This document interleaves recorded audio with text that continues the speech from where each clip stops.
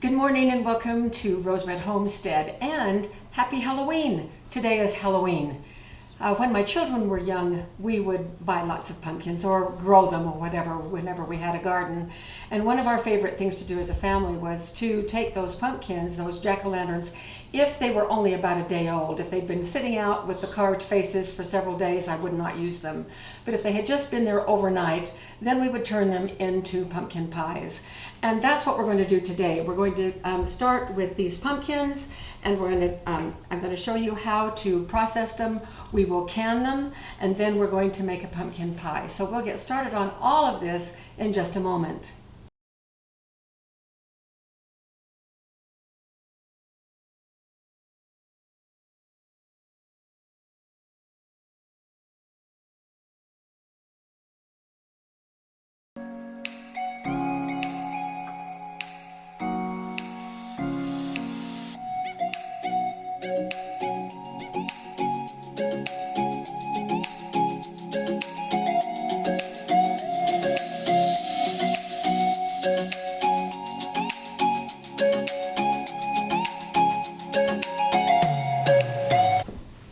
So we have grown pumpkins here successfully a couple of years, but we did not this year.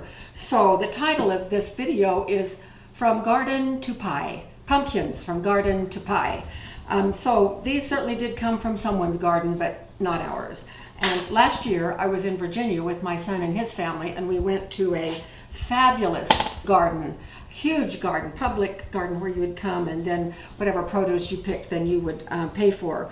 So we're going to start by cutting into this pumpkin, and basically what has to happen, you notice that I'm starting as if I'm doing a jack-o'-lantern. I've done that for so many years with so many children that it's just kind of, I guess, second nature.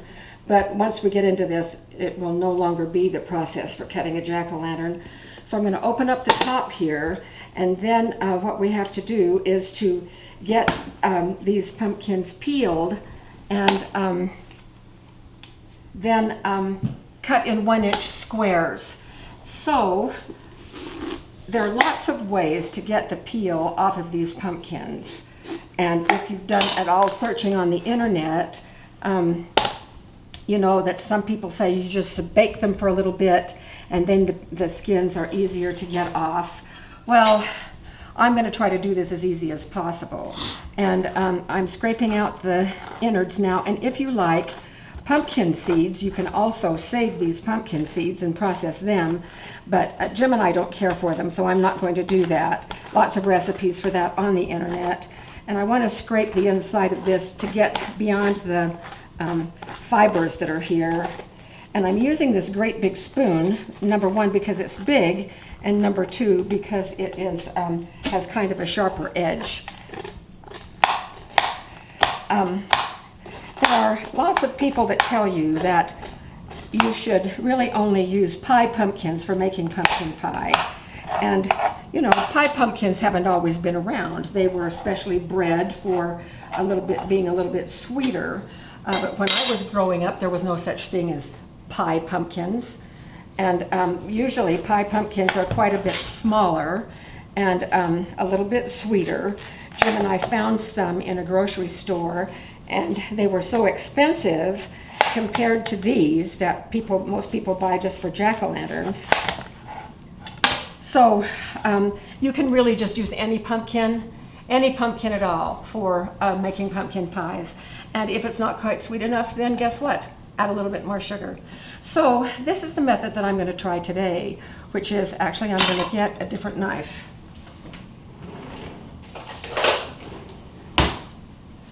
I've done it several ways, and I just read about this, and it seemed to me to be pretty good. I don't know if it's pretty good or not. We'll see. I may cut myself if I'm not careful. I wanted to try this knife because it's very thin and very sharp and quite flexible. So I'm just going to maybe cut the skins off this way. This might be the easiest, and I believe it's going to be.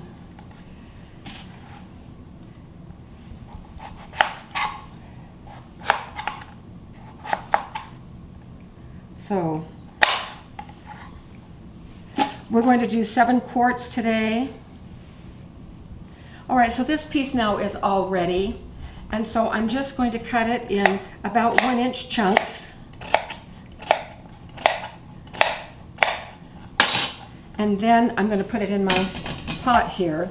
Over on the stove, I have water heating up. And when we get this all filled, of course it's not very filled right now, but once we get this all filled with these pumpkin strips and then cube it, then we'll put those over on the stove and we will heat the pumpkin cubes for about 4 or 5 minutes, bring it to a boil. All we want to do is just to get the pumpkin flesh hot, so then we can put it right in the jars. So this process of doing pumpkins this way does take a little bit of time.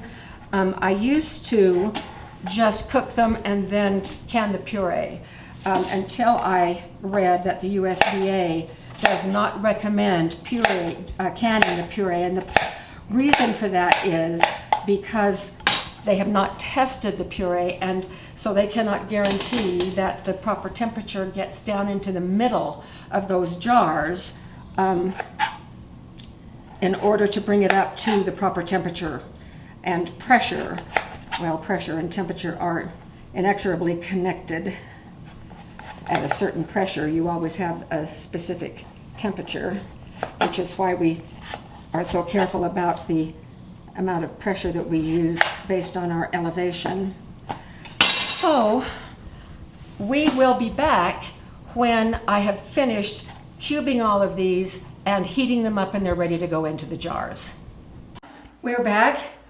It took me about an hour to prepare this pumpkin, and it is really filled almost to the top with these pumpkin chunks. And I just steamed them for about 5 minutes, long enough for those chunks to heat up, because we want to put hot chunks into hot jars. And I just took these jars out of the dishwasher and notice that they are blue. And so I've never had blue jars before. We have been looking all over the place for jars, and to get them in from online is exorbitantly expensive. Jars are very hard to come by right now, at least in our area. So when we were up at Bryce, we like to go down to the little town of Tropic, and they have one of these country hardware stores. And so we went in checking for jars, because that's what we always do. And they had 2 boxes of 4 jars each of these blue jars, and those were the last jars that they had. And the woman, when I was checking out, said, well, these haven't been very good sellers because the food doesn't look very good in them. Well, ask me if I care. I thought our pumpkin chunks would look pretty good in them. So I got everything that they had. And so we're using these blue jars to can our pumpkin. Now, I don't know how many quarts we're going to get with this batch of pumpkin.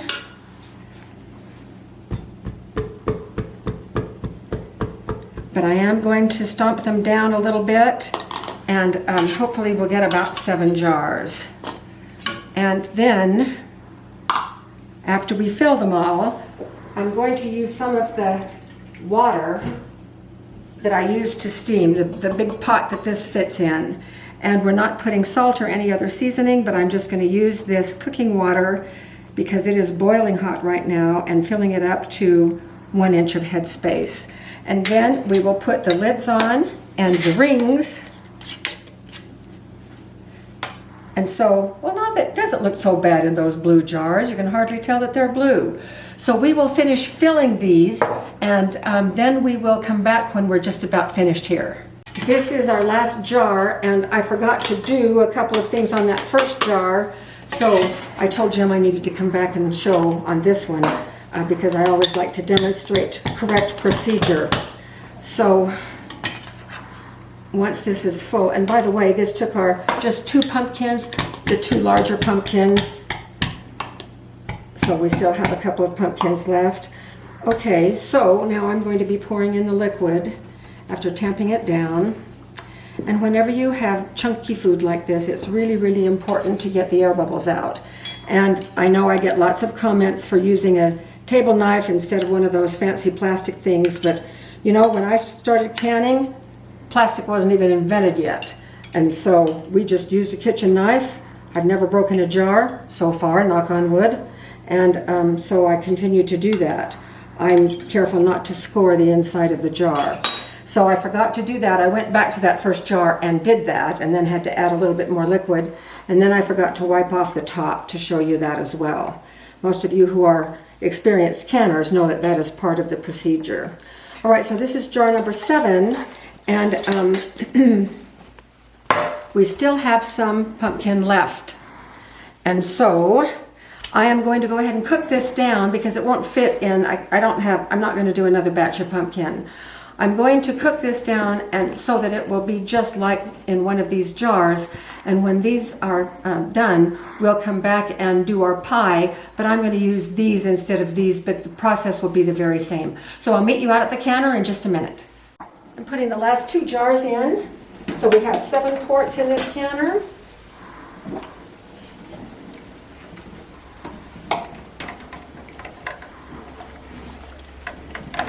And there they are.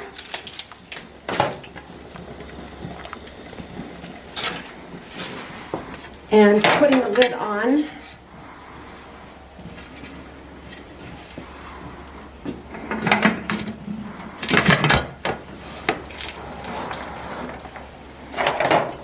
And I have the weight right here.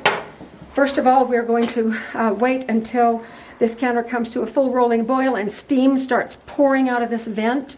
We're going to let that steam vent for 10 minutes because the steam is replacing air inside the canner. And once we've waited for 10 minutes, then we will put the weight on and we will bring the pressure up to 13 pounds. We live at 5,000 feet, and at 5,000 feet for pressure canning, we use 13 pounds per square inch. And we keep it between 13 and 15. And this pumpkin will process for 90 minutes, an hour and a half. So we will be back after we are finished processing and the canner has cooled down completely on its own, and we're ready to take these out of the canner. So see you soon. We're going to go ahead and put this pie together while the other 7 quarts finish processing out in the canner. So here is our 8th quart. I went ahead and just finished cooking it on the pumpkin on the stovetop, but I wanted it to look exactly like what it's going to look when we take it off the shelf, so I can show you exactly what to do. So, oh, this even sealed, but of course this would not be safe because it was not pressure canned. So this was just for our demonstration. Ooh, still hot. So the first thing that we're going to do is we're going to drain it because we don't need any of this water that we canned with it. So I'm just putting it over the sink in this strainer.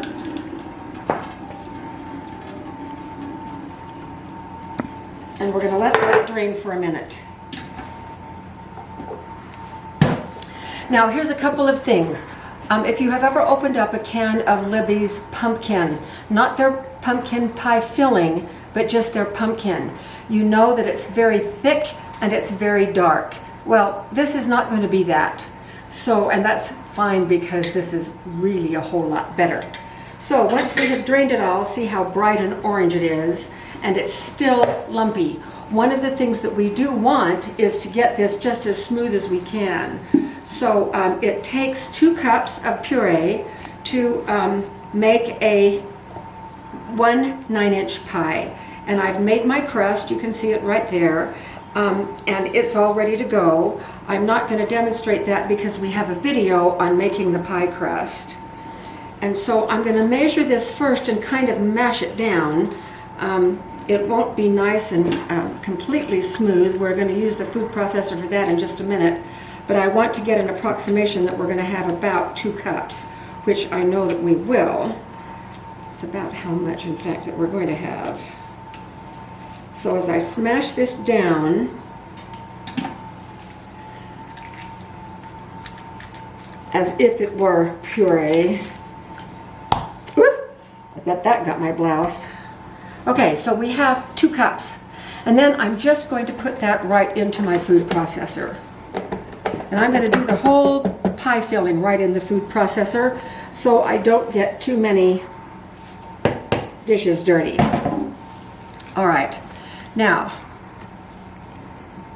this recipe that I'm going to use is kind of a family favorite. I'll give you the ingredients as we go, but I know probably most of you will have a favorite pumpkin pie recipe of your own. So please feel free to adjust the seasonings however you want. So the first thing that I'm going to do, I'm going to pulse this until it gets nice and smooth. And it will continue to get smooth as we go.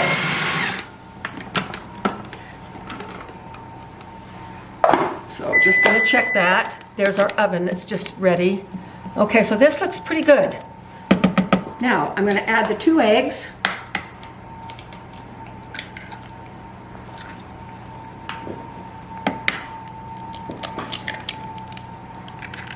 And we're going to mix again.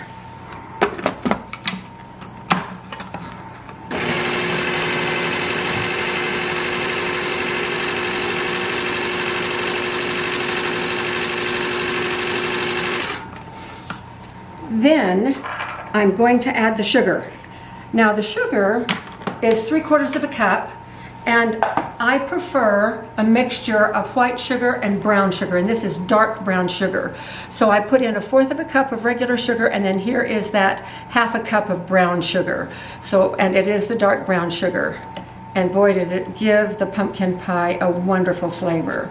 And along with that sugar, I'm going to go ahead and put in the spices. Now, the spices, that's 1/2 cup of salt, and it is 2 teaspoons of this pumpkin pie spice. And this is by the Spice Hunter. And I love this combination. It has some cardamom in it, but it isn't quite strong enough for me. So even though I used 2 teaspoons of this, I did still add a teaspoon of ginger and a 1/2 teaspoon of more cinnamon and about 1/4 teaspoon of cloves. It has all those things in here, but I want a little bit more of that taste in here. So now we're going to mix that.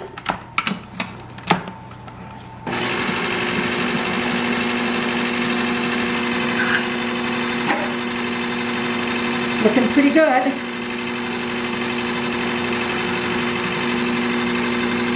And the last part is I'm going to add 1 can of evaporated milk right while it's mixing. So here we go.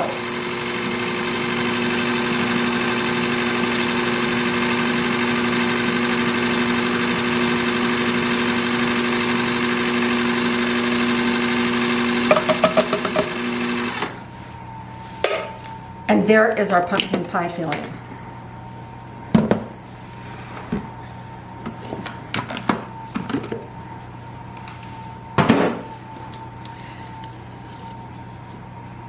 And it is very thin. It is not nearly as thick as when you buy the pumpkin in the store. And it still turns out absolutely delicious.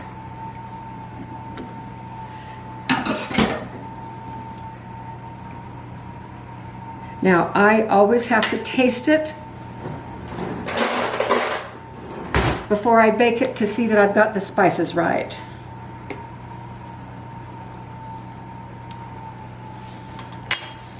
It is perfect. All right, so here we go. We just put it in our 9-inch pie plate.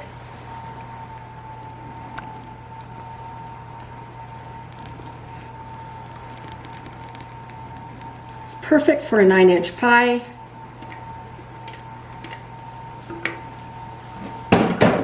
The oven is ready to go.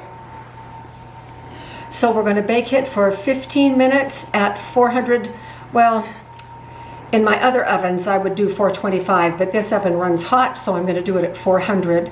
So be sure that you know your oven. You want to bake it for about the first 15 minutes in a hot oven, and then after 15 minutes I'm going to cool that down to about 350 and we'll finish it, which will probably take another half hour or so until a knife inserted in the center comes out clean. So we will come back when this is done. So see you soon. It's processed for 90 minutes and it has sat out here for, I don't know, an hour or so, so that the pressure is all the way down, and it's been probably that way for 5 minutes maybe. So this is down, the airlock is down. I always check here to see if there's any more, and there isn't. So now we are ready to open this, as always, away from my face.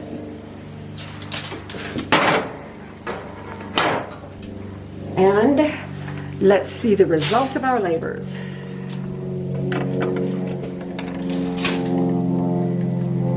And there we have it, in the blue jars, still boiling. Okay, let's put them over here.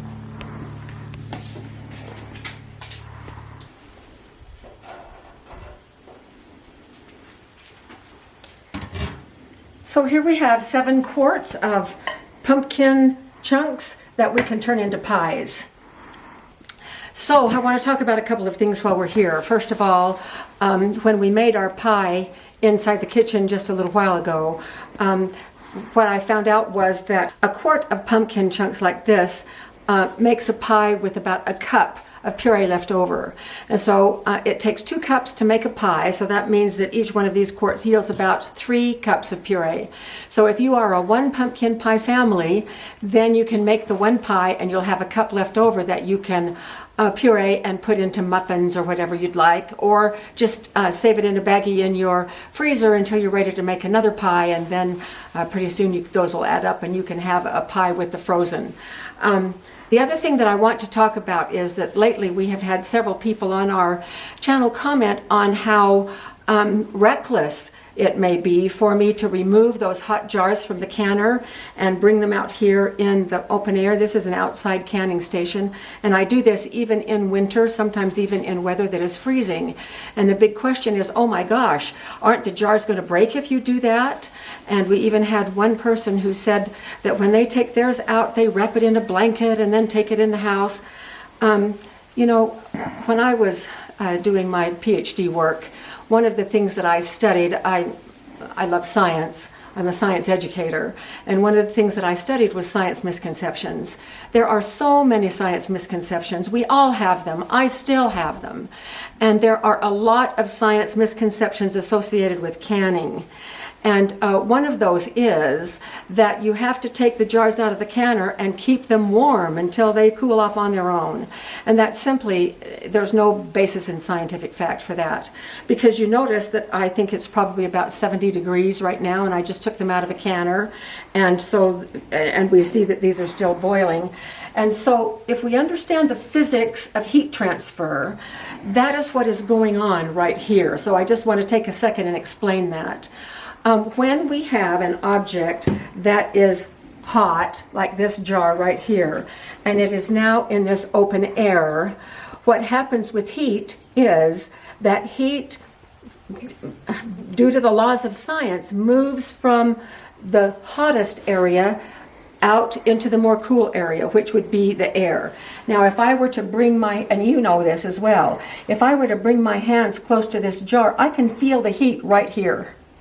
And so this jar is not feeling the 70-degree heat. It is not feeling, if this were 30 degrees, it would not be feeling, well, of course, a jar doesn't feel. It would not be experiencing, that still isn't scientifically sound. The jar itself would not come into contact with that cold, cold, freezing air, because the heat is rapidly escaping from these jars clear out to here. It's hot. And so this whole jar is enveloped in like a cushion of heat. And it will stay that way until the heat ultimately dissipates and we reach equilibrium, where the jars will then match the temperature of the air. Now, on cold winter days, when I take things out here like this, I'll leave them out here for 3 or 4 hours, because I can still feel that heat around the jar, and the jar is therefore protected. But much after that, when I can put my hand on this and it barely feels warm, then I will certainly move them in the house, because if we left them out overnight, they would freeze. Now, if I were to take this jar and plunge it in a sink of ice water, it would shatter just like that, because liquid acts very differently in heat transfer than air does. So rest assured, I know what I'm doing when I take the hot jars out and put them out here. They're perfectly safe. Let's go check our pie. It's been out of the oven about a half an hour. Let's go check it. Here's our pie. It's been out of the oven exactly half an hour. I had to cook it longer than usual because it was so thin. It took about 1 hour and 10 minutes for a knife inserted in the center to come out clean. And that is the best way to test pumpkin pies. And the blade of a knife clearly shows whether there's pumpkin sticking to the knife or whether that blade comes out completely clean. And so you can see that the color is just a little lighter than perhaps you might be used to if you've not done home canned pumpkin for use in pies before. But this is going to be just delicious. And when it cools down just a little bit more, Jim and I are going to have a mid-afternoon snack and have a piece of this lovely pie. So this is one way that you can use the canned pumpkin that you make. Also in any other baking that you would like to do using a pureed pumpkin. So I hope you have a happy Halloween. Of course, this video will probably be aired about 2 weeks after Halloween. But this is the way to process pumpkins from garden to pie. Thank you for joining us, and we'll see you with our next video.